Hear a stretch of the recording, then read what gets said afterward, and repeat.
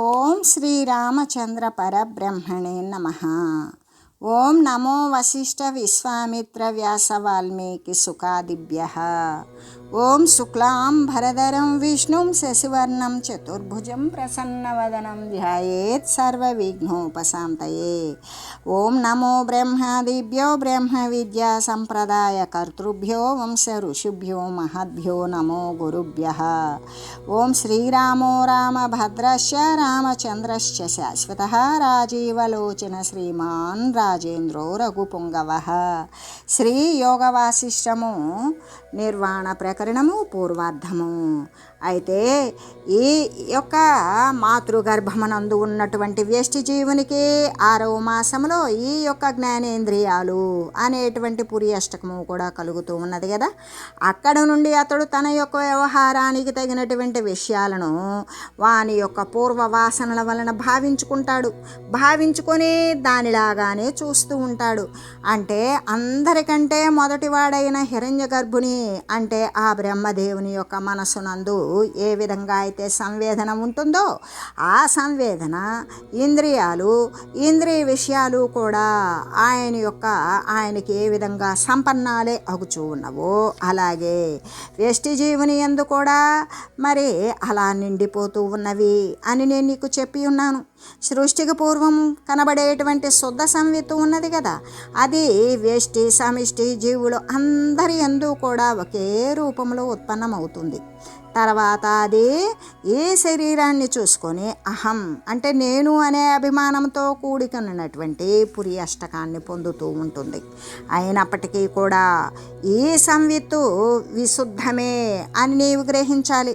సంవిత్తే అంటే ఆ జ్ఞానమే ఏకమాత్రమైనటువంటి వస్తువు, అదే అనంతమైనది, దానికి అంతము లేదు, ఇట్టిది అని ఎవ్వరితోనూ తెలియబడజాలదు. అందువలన దానికి దోషము లేదు. మాలిన్యరహితము నిర్మలమును అయినా ఈ సంవిత్తునకు ఇంకొక దాని యొక్క ఉనికి అసంభవం. అంటే ఈ సంవిత్తున ఈ జ్ఞానమునందు ఇంకొక దాని యొక్క ఉనికి ఉంటుందా? పుట్టదు. దీని యొక్క గుణదోషాలు మనస్సు మున్నగునవి ఏవి కూడా లేవు. అయితే సత్యమైనటువంటి ఈ సంవిత్తు దగ్గర ఇతరములన్నీ కూడా అసత్యాలే. ఇదిగాక మిగిలినవన్నీ కూడా దేశకాల వస్తు పరిచ్ఛిన్నములే అయ్యి స్థూలములై ఉన్నవి అని చెబుతూ ఈ సంవిత్తే మనస్సున పడుచూ ఉన్నది. అంటే దానినే కదా మనస్సు అని చెప్తూ ఉన్నాం. ఇది మననానికి గోచరమైనటువంటి బుద్ధి వృత్తి యొక్క అధ్యాసయే. వాస్తవానికి ఇది మనస్సు కాదు, జీవుడు కాదు, పురి అష్టకము కూడా కాదు. అంటే ఈ విద్యా విలాసము అంటే జ్ఞాన ప్రకాశమే ఈ సంవిత్తత్వం యొక్క స్వరూపము అని గ్రహించాలి. కానీ ఇది మూఢులు లేదు అని చెప్తూ ఉన్నప్పటికీ కూడా మనస్సు ఇంద్రియాలకు అతీతమే కనబడుతూ పరమాత్మే అని చెప్పబడుతూ ఉంటుంది. ఈ బ్రహ్మము నుండి చిన్మూర్తియును మననాత్మకుడును అయినటువంటి జీవుడు ఉద్భవించాడు అనేటువంటిది కూడా భ్రమయే. ఉపదేశ సౌకర్యం కోసమే ఇలాగా చెప్పబడింది అని చెబుతూ యతః కుతశ్చిత్ సంపన్నే త్వవిద్యామయ ఆమయే ఉపదేశోపదేశేన ప్రవిలీనే విచారణాత్ ప్రశాంత సకలాకారం జ్ఞానం తత్రావశిష్యతే యత్రాకాశమపి స్థూలామణావివ మహాచలః యత్రోధ్యదాచారమపి సదప్యాసదివ స్థితం జగజ్జా విషయాం త్యక్త్వా కాయే త్వం తిష్ట నిర్మలే. అంటే ఒకవేళ అనారోగ్యం అనేటువంటిది వచ్చింది, దాని యొక్క వ్యాధి యొక్క మూలం కనుక్కునేటువంటి సమయంలో వెచ్చబెట్టకుండా కనుక చికిత్స చేయడం అనేటువంటిది కనుక కర్తవ్యమే అయినట్లుగానే అవిద్యా వ్యాధి అనేటువంటిది ఈ విషయమును కూడా మూలమునే నందే సంధానము చేయకుండా ఉపదేశాల వలన ఆ విద్యను దూరం చేసుకోవాలి. అప్పుడు విచారము వలన స్వరూప జ్ఞానమే మిగిలి ఉంటుంది. ఈ జ్ఞానము ప్రశాంతమైనది, నిఖిల వస్తువుల యందు కూడా నిండి ఉన్నది. మణి యందు పెద్దదైనటువంటి పర్వతము ప్రతిబింబించినట్లుగానే ఈ జ్ఞానమే ఆకాశాదులుగా ప్రతిభాసిస్తూ ఉంటుంది. అంటే పంచభూతాలుగా కూడా ఎలా దాని ఎందైతే వ్యవహార దశ యందు సత్యాలుగా తోచి పదార్థాలన్నీ కూడా అసత్స్వరూపమున వెలయుచూ కనబడుచూ ఉన్నవో ఆ జ్ఞానమునందు నీవు జగత్ సంబంధములైనటువంటి విషయాలను సమర్పించి జీవన్ముక్త స్థితి యందు వెలయుచు నిర్మలుడవై ప్రకాశిస్తూ ఉండు అని చెబుతూ, అంటే అవిద్యారోగం ఎక్కడి నుండి వచ్చింది, దాని మూలమేమి అని విచారించడానికి వీలు పడదు. దాని యొక్క అది ఎక్కడి నుండి వస్తేనేమి, దానిని నివారించుకునేటువంటి చికిత్సను గురించి మాత్రమే చింతించాలి. ఎక్కడ నుండియో వచ్చినట్లుగానే ఈ యొక్క అజ్ఞాన రోగము అనేటువంటిది ఉపదేశ వస్తువు యొక్క, అంటే ఆత్మ వస్తువు యొక్క ఉపదేశము చేతనే ఆ తత్వజ్ఞాన విచారణ ద్వారానే ఇది నశించిపోతుంది ఆ విద్య రోగం అనేటువంటిది. అయితే సమస్త ఆకారాలు కూడా శమించిపోతే ఇక అక్కడ ఏం మిగిలి ఉంటుంది? స్వరూప జ్ఞానము, అంటే ఆత్మ మాత్రమే అక్కడ మనుజునికి శేషించి ఉంటుంది. అయితే అక్కడ అణువునందు మహాపర్వతములాగానే ఈ యొక్క ఆకాశము కూడా స్థూలమై కనబడుతుంది. ఈ యొక్క ఇలా జరిగేటువంటి లోక వ్యవహారాలు సత్యాలుగా కనబడుతూ ఉన్నప్పటికీ ఆ జ్ఞాన స్వరూపమునందు అసద్రూపాలుగానే స్థితి పొంది ఉన్నవి. కాబట్టి ఓ రామచంద్ర, నీవు జగత్తులో పుట్టినటువంటి విషయాలను వదిలివేసిన వాడవై ఆ యొక్క నిర్మలమైనటువంటి ఆత్మరూపమునందు నీవు స్థితుడివై ఉండు అని చెబుతూ, అంటే ఇవన్నీ కూడా ఆ విద్య వలనే కలుగుతూ ఉన్నవి, అంటే అజ్ఞానం వలనే కదా కలుగుతూ ఉన్నవి అని చెబుతూ, వీటి యొక్క రూపమేంటి అంటే ఇది కూడా అవిద్యే, అంటే ఇది కూడా అజ్ఞానమే. అవిద్యను ఒక్కసారి పరికించిన అంటే ఇది అబద్ధము అని ఒక్కసారి గ్రహించామా అది నశించిపోతుంది, మళ్ళీ కూడా అది కనబడదు అని చెబుతూ, అంటే కన్నులు కనపడేటువంటి దానిని అసత్తా అని ఎట్లా అంగీకరిస్తాను అని తలుస్తావేమో. అలా తలంచకు. ఎందుకు అంటే ఈ వస్తువులన్నీ కూడా ఎండమాములులాగానే భ్రమతో నిండిపోయినవి. ఇది అసత్తే అయినప్పటికీ సత్స్వరూపంగా ప్రతిభాతమే అవుతూ ఉన్నది కదా.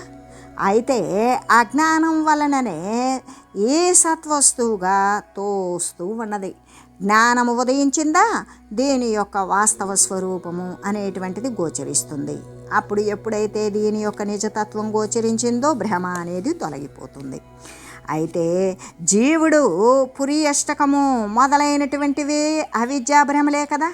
ఈ అవిద్యాభ్రమలు మిథ్య అయినటువంటి ఈ అవిద్య యొక్క కల్పన లేక అసత్తత్వమే. ఆ యొక్క అసత్యత్వము మొదలైనటువంటి అన్నీ కూడా ఆ సత్యాత్ముని యొక్క శుద్ధ చైతన్యం యొక్క సాన్నిధ్యం వలననే కలుగుచూ ఉన్నవి. అంటే ఈ యొక్క అవిద్య వలననే జీవుడు మొదలైనటువంటి కల్పనలు అనే శాస్త్రం కూడా చెప్తూ ఉన్నది. ఇప్పుడు నీ యొక్క ప్రబోధం కోసం ఆ విద్య అంటే ఏమిటో తెలియజేస్తాను, విను. అది కూడా నీవు ఏకాగ్ర చిత్తముతోటే విను. అంటే చిత్తత్వము బాహ్య వస్తువుల యొక్క జాడను ఉత్సహించేటప్పుడు చిత్తు ఏం చేస్తుంది? బాహ్య సంబంధమైన వస్తువులను చూడాలి అని ఉత్సాహం చూపిస్తుంది. అప్పుడు కలంకము చేత కప్పబడిపోయి ఉన్నటువంటి పురియష్టకాదులుగా మారుతూ ఉంటుంది. ఇక అప్పుడు ఏ వస్తువు కూడా ఏ రూపంలో భావిస్తుందో ఆ భావాన్నే ఆ భావంలోనే చూస్తూ ఉంటుంది. అంటే బాలుడు గనక రాత్రిపూట ఒక భూతాన్ని కల్పించుకొని భయపడినట్లుగానే జీవ చైతన్యం కూడా పంచతన్మాత్ర కల్పనను సత్యంగా చేసుకుంటుంది. తాను జీవరూపాన్ని పొందుతుంది. ఆ తర్వాత తన యందు ఇంద్రియ రంధ్రాలు ఉదయించడం కూడా చూస్తూనే ఉంటుంది. అంటే ఈ పంచతన్మాత్రల నుండి బయట కనబడుతూ ఉన్న స్థూల భూత పంచకం కూడా ఉత్పన్నం జరుగుతూ ఉన్నది. అంటే మొలక నుండి మాత్రమే అసంఖ్యములైనటువంటి శాఖలు ఉత్పన్నమైనట్లుగానే ఆ మొలక ఎంత అవుతుంది? మొక్క అవుతుంది, చెట్టు అవుతుంది, వృక్షం అవుతుంది. అంటే ఆ వృక్షము నుండి అసంఖ్యములైన లెక్క పెట్టలేనన్ని ఆకులు, చెట్లు, కొమ్మలు, రెమ్మలు మొదలైనవన్నీ కూడా ఉత్పన్నములే. అంటే అవన్నీ కూడా విచారించి చూసినప్పుడు మాత్రమే అంకురము నుండి వేరుగా తోచదు. అది అంకురములో నిక్షిప్తమై ఉన్నవే. విచారించకపోతే అవన్నీ కూడా వేరుగానే తోస్తాయి. ఇవి కూడా బ్రహ్మము కంటే వేరుగానే తోస్తూ ఉంటుంది. అంటే అక్కడ జీవుడు, మనస్సు, ప్రాణము మొదలైనటువంటి అంతర్వస్తువులను, ఘటము మొదలైనటువంటి బాహ్య వస్తువులను సత్యములని భావించి తన యొక్క వాసనలను అనుసరించి వాడు దాని యందే దృఢత్వాన్ని పొందుతూ ఉన్నాడు. ఎలాగంటే చంద్రుని యొక్క కిరణాలు అని ఎంచబడినవి చంద్రుని యొక్క ప్రకాశమే అయినట్లుగానే విషయేంద్రియ సంబంధమున కలిగేటువంటి విషయ సుఖాలు కూడా ఆ చైతన్యం యొక్క ఆత్మానందమే కదా. ఇప్పుడు చంద్రకిరణాలను మనం ఏమంటున్నాము? వెన్నెల అంటున్నాం. ఆ చంద్రప్రకాశమే కదా ఆ చంద్రకిరణాలు కూడా. అలాగనే ఈ విషయేంద్ర సంబంధమని కలిగేటువంటి విషయ సుఖాలు అన్నీ కూడా ఆ శుద్ధ చైతన్యం యొక్క ఆత్మానందమే కదా. అంటే మిరియమునందలి కారము ఆకాశం యొక్క శూన్యత్వము. అంటే మిరియం ఏమై ఉంటుంది? ఘాటుగా ఉంటుంది, కారంగా. అంటే ఆకాశం యొక్క శూన్యత్వము. ఆకాశము అంటేనే శూన్యము, ఏమీ లేనిది. అంటే మిరియము ఆకాశము నుండి వేరు కాకపోయినప్పటికీ కూడా మిరియం నుండి కారం వేరు కాదు, ఆకాశము నుండి శూన్యము వేరు కాదు. మిరియమే కారము, కారమే మిరియము. ఆకాశమే శూన్యము, శూన్యమే ఆకాశము. అయితే ఇవి ఈ మిరియము, ఈ ఆకాశము వాటి యొక్క శూన్యము నుండి కారము నుండి వేరు కాకపోయినప్పటికీ కూడా వేరుగా తోచినట్లుగానే ఈ విషయ జ్ఞానాలు అన్నీ కూడా ఆత్మ కంటే వేరు కాకపోయినప్పటికీ కూడా వేరుగానే తోస్తూ ఉన్నవి. అంటే సంసార విషయాలను భోగించిన తర్వాత కేవలము పురుషార్థమే తుదకు చేకూరగలదు అని నిశ్చయించి లౌకిక, పారలౌకిక కర్మలు కూడా నిర్దేశించబడ్డాయి. ఈ రెండింటిలో ఒకటి ప్రవృత్తి వలనను మరి ఒకటి శాస్త్రాల వలన కూడా కలుగుచూ ఉన్నవి. ఒకటి మరి ఒక దానిని ప్రయత్నం యొక్క దృఢత్వం వలన జయించి ఇక ఒకని యందు ఒకప్పుడు కలుగుతూనే ఉంటుంది కదా. అంటే పానకమే పటికి బెల్లంగాను మొన్నే కుండగాను మారినట్లుగానే ఆత్మయే ప్రవృత్తి లేక శాస్త్రాన్ని అనుసరించి ఆయా ఫలాలుగా మారుతూ ఉంటుంది. కానీ ఈ ఆత్మ మట్టి లేకుండా, అంటే ఈ ఆత్మ మృత్తిక లేకుండా పానకముల వలె ప్రవర్తనము అందుతుందా? అందదు కదా. అలాగే ఈ దేశకాలాది మొదలైనటువంటి పరిచ్ఛిన్నత్వాలు, సంయోగము, వికారము మొదలైనటువంటివి ఉన్న చోటనే పరివర్తన సంభవిస్తూ ఉన్నది. కాబట్టి ఇవి ఆత్మయందు లేకుండటం వలన పరివర్తనము అనేటువంటిది సంభవిస్తుందా? అసంభవమే. కాబట్టి వసంతకాల రసము వన ప్రదేశమున ఒక చోట పుష్పంగాను ఉంటుంది, మరి ఒక చోట పద్మంగా మారుతుంది. రసము ఒకటే. అది ఏంటి? వసంతకాల రసము. అది ప్రతి ఒక్క లత గుల్మాదులు, వృక్షాలు, చెట్లు ఇవన్నీ కూడా రసవత్తరంగా ఉండేటువంటి ఋతుకాలం. అప్పుడు అదే రసము ఆ వన ప్రదేశంలో ఒక చోట పుష్పంలో కనపడుతుంది, మరొక చోట పద్మంలో కనపడుతుంది, ఒక చోట చెట్టులో, ఒక చోట ఆకులో, తోకలో ఈ విధంగా కనబడుతూ రసమొక్కటే అయినప్పటికీ కూడా ఈ ద్వైత భావాన్ని పొందుతూ ఉన్నట్లే కదా. అయితే ఈ ఆత్మ తన యందే ఇది ఘటమని, ఇది పటమని అనబడేటువంటి ద్వైత భావాన్ని పొందుతూ ఉన్నది. వాస్తవానికి దాని యొక్క సత్తా అనేటువంటిది ఒక్కటియే అయి ఉన్నది, అద్వితీయమై ఉన్నది, రెండవది లేనిది అయి ఉన్నది. ఎలాగంటే మేఘం ఏం చేస్తుంది? మొట్టమొదట సూర్యకిరణ రూపాల నుండి తయారవుతుంది, అంటే ఆవిరిగా తయారవుతుంది. తర్వాత వర్షాకాలమున మేఘమై తయారవుతుంది. ఆ మేఘమై వర్షజలంగా మారుతూ ఉంది. మరలా ఆ వర్షజలమే ఆ తర్వాత కురిసేటువంటి వానకి మేఘానికి కూడా మళ్ళీ అదే విత్తనం అవుతుంది, అంటే బీజం అవుతుంది. అలాగే సదసద్రూపమైనటువంటి ఆత్మ కూడా ఏమవుతుంది, జగత్తుగా మారుతుంది. తర్వాత వచ్చేటువంటి సృష్టికి అదే బీజం అవుతుంది. ఇలాగా ఇది ఇట్లగును అది అట్లగును అది కాదు అనేటువంటి భావాలన్నీ కూడా సర్వేశ్వరుడైనటువంటి ఆత్మయందే విస్తరిస్తూ ఉన్నవి. ఈ క్రమాన్ని ఖండించడానికి, ఇది కాదు అని చెప్పడానికి ఎవరికి శక్తి ఉన్నది? అంటే అద్దములాగానే స్వచ్ఛమైన ఆకాశమున దాని స్వరూపము కానీ కార్యము కానీ ప్రతిబింబింపజాలదు కదా. అలాగనే అవి దానికంటే వేరు కూడా కావు కదా, కేవలము అదే అయి ప్రకాశిస్తుంది. కానీ అది స్వాభావికంగా చిన్మయ స్వరూపమైన ఈ బ్రహ్మము, ఈ ద్వైత భావము అంటే రెండు భావము అంటే జగత్తు పరమాత్మ అనేటువంటి భావం పొందినప్పుడు వస్తువుల యొక్క శక్తిగాను జీవుడుగాను ప్రతిబింబిస్తుంది అని చెబుతూ, బంగారముతో చేయబడినటువంటి కుండ లేకపోతే ఆభరణాలు మరి మొదలైన వాస్తవమైనటువంటివి, అది దాని యొక్క రూపం ఏంటి అంటే అది బంగారమే. కానీ అది చేయబడినటువంటి పెట్టబడినటువంటి రూపాలలో వెలుగొందినట్లుగానే మనస్సున సత్యముతో నిండిపోయినటువంటి ఏ చైతన్యమైతే ఉన్నదో ఈ చైతన్యము జడము రెండు కలిసే ఉన్నాయి. ఈ ఆత్మను ఎవరు ఎట్లు గ్రహిస్తారో అది అసత్యమే అయి ఉన్నప్పటికీ అలాగే అగుచూ ఉన్నది. దానికి ఇంకేమన్నా తిరుగున్నదా? తిరుగులేదు. అంటే చిత్తు సర్వవ్యాపకమే అయి ఉన్నది. దాని వలన దాని యొక్క చైతన్యము మనస్సును కూడా ఉంది. బంగారము జడభావాన్ని పొందిందో ఇతరమైన ఆభరణాల యందు కూడా అది కనబడుతూనే ఉన్నది కదా బంగారము.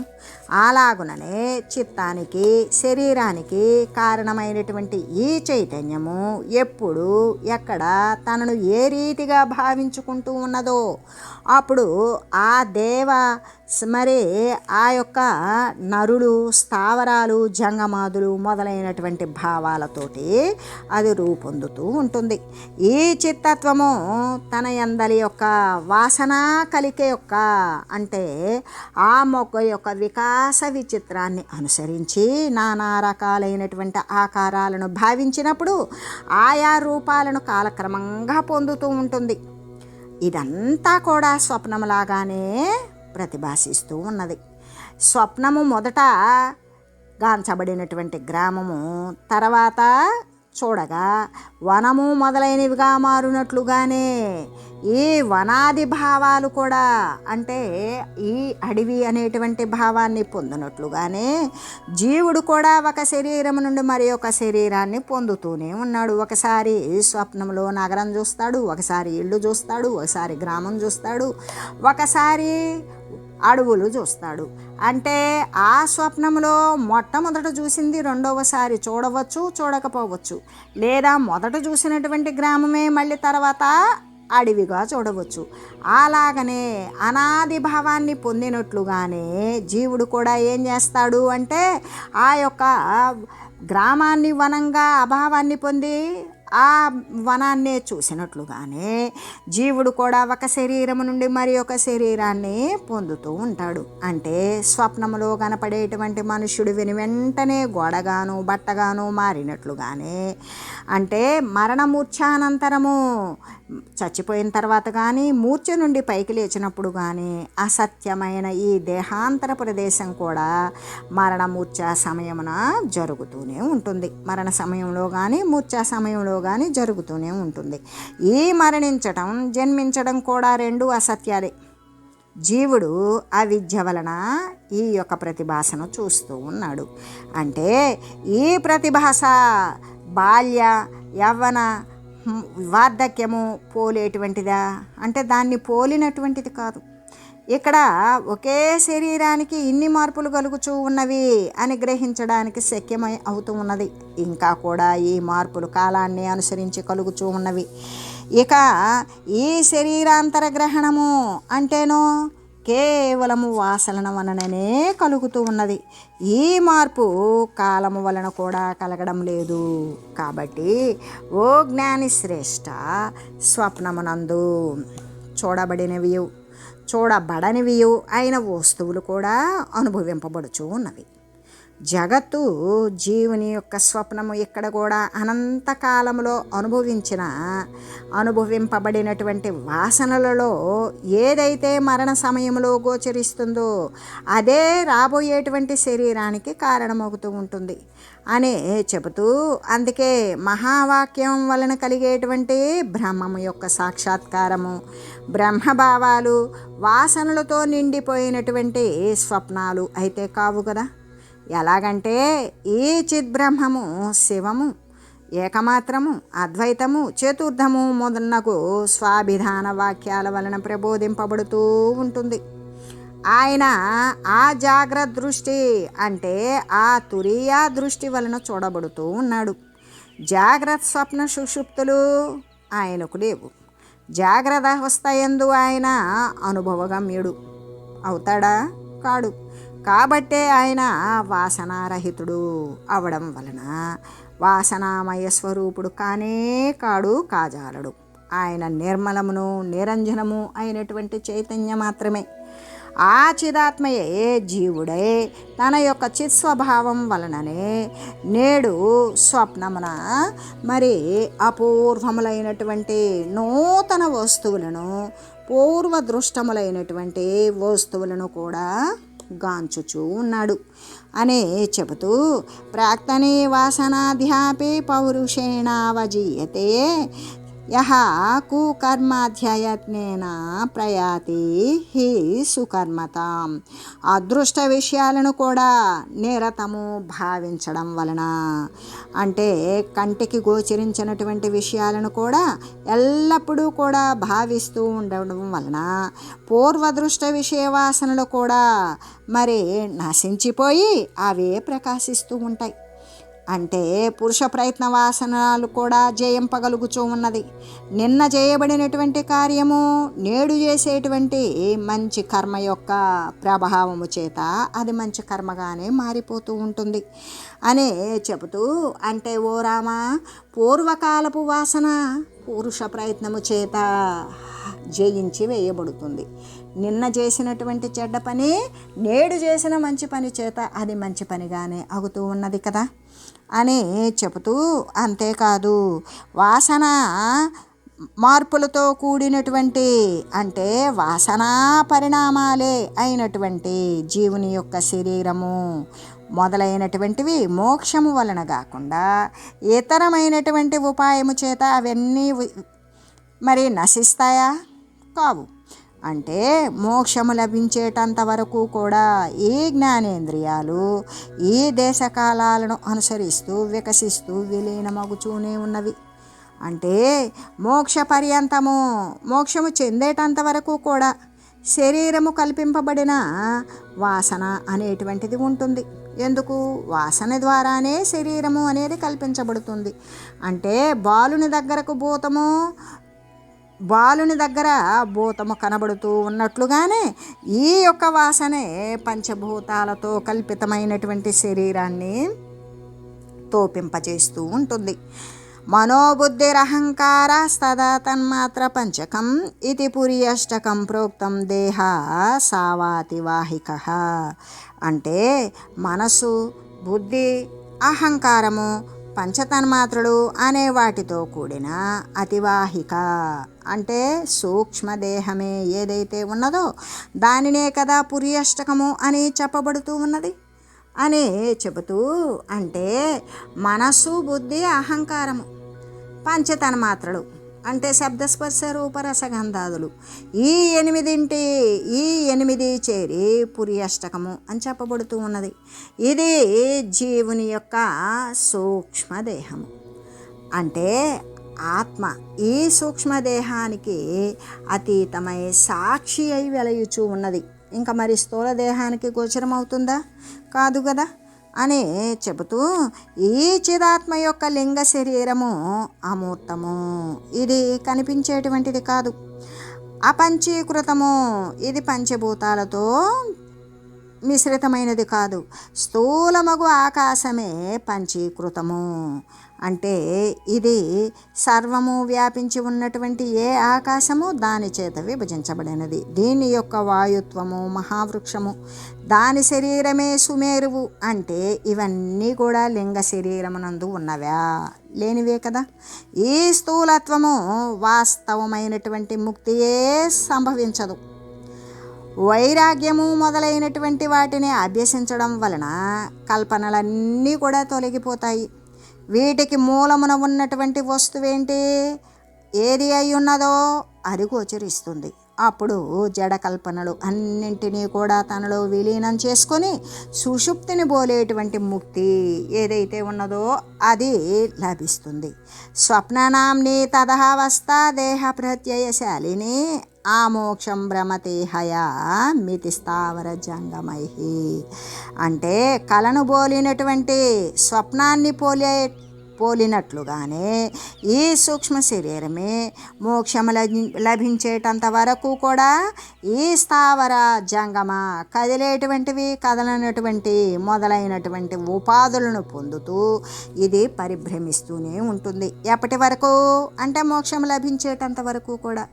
అంటే కలను బోలినటువంటి ఈ సూక్ష్మ శరీరమే మనం కలలో ఉన్నాం. ఆ కళ నుండి మేల్కాంచితే కళ నశించింది. అట్లాగే జ్ఞానము అనేటువంటిది వచ్చేటంత వరకు కూడా ఈ జాగ్రత్త సంబంధం అంతా కూడా ఒక కళ లాంటిది.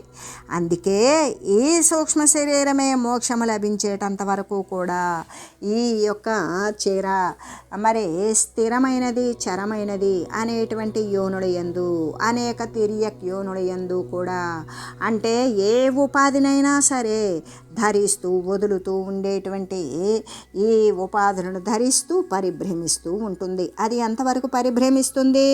తాను మోక్షము చెందేటంత వరకు కూడా ముక్తి లభించేటంత వరకు కూడా అది అలా పరిభ్రమిస్తూనే ఉంటుంది అని చెబుతూ ఈ యొక్క అతివాహక దేహమే ఒకప్పుడు స్వప్నాన్ని మరి ఒకప్పుడు సుషుప్తిని పొందుచూ కనబడుతూ ఉంటుంది.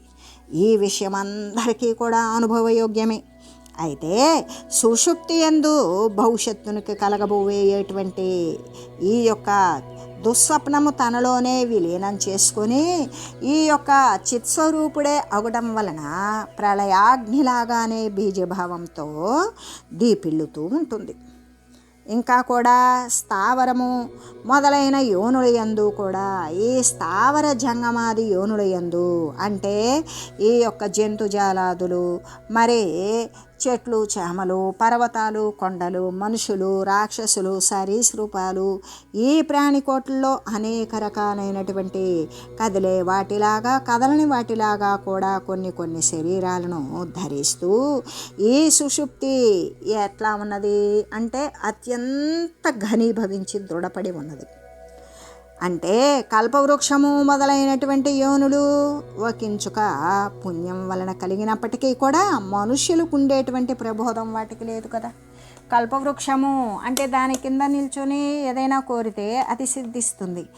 అట్లా ఉన్నప్పటికీ కూడా దానికి అమోఘ శక్తి ఉంటే ఉన్నదేమో కానీ మనుషులకు ఉండేటువంటి జ్ఞానం అయితే కల్పవృక్షానికి లేదు కదా అని తెలియజేస్తూ చిత్తం యొక్క జాడ్య ప్రకర్షయే సుషుప్తి. అయితే ఆ సుషుప్తి చిత్తభ్రమణమే సంస్మృతి అని చెబుతూ తత్వబోధయే బంధ విముక్తి అని చెబుతూ ఏ తురీయ అవస్థ అయితే ఉన్నదో అదే జాగ్రత్త అవస్థ అని చెబుతూ సుషుప్తి దృష్టిని అనుసరించి మరీ చెప్పబడుచూ ఉన్నది. అయితే జీవ ప్రబోధాన్ముక్తిర్హి ప్రబోధాత్ పరమాత్మతాం శోభ్యేతి క్షాళితమలం చ తామ్రం కనకతామివ. జీవుని యొక్క ప్రబోధమే ముక్తి అని చెప్పబడుతుంది. జీవునికి కలిగేటువంటి జ్ఞానమే ముక్తిని చెందిస్తున్నది. ఈ జ్ఞానము వలన జీవుడు నిర్మలుడవుతాడు, ఈ శుద్ధము చేయబడతాడు. అంటే శుద్ధపరచబడినటువంటి రాగి బంగారమైనట్లుగానే వాడు కూడా ఆ జ్ఞానముతోటే పరమాత్మే అగుచూ ఉన్నాడు అని చెబుతూ ఎలాగంటే తత్వజ్ఞానము వలననే జీవునికి ముక్తి లభిస్తుంది కదా. అంటే పుటం వేయడం ద్వారానే మాలిన్యము ఉన్నటువంటి మలినము తీసివేసి కడిగివేయగా రాగి బంగారమే అయినట్లుగా ఈ తత్వజ్ఞానం వలన జీవుడు పరమాత్మయే అగుచూ ఉన్నాడు అని తెలియజేస్తూ ఓం మంగళం శ్రీ గురుదేవాయ మహనీయ గుణాత్మనే సర్వలోక శరణ్యాయ సాధురూపాయ మంగళం. ఓం మంగళం కోసలేంద్రాయ రామాయ రామభద్రాయ చక్రవర్తి తనూజాయ సార్వభౌమాయ జానకీ వల్లభాయ శ్రీరామచంద్రాయ మంగళం. ఓం తత్సత్.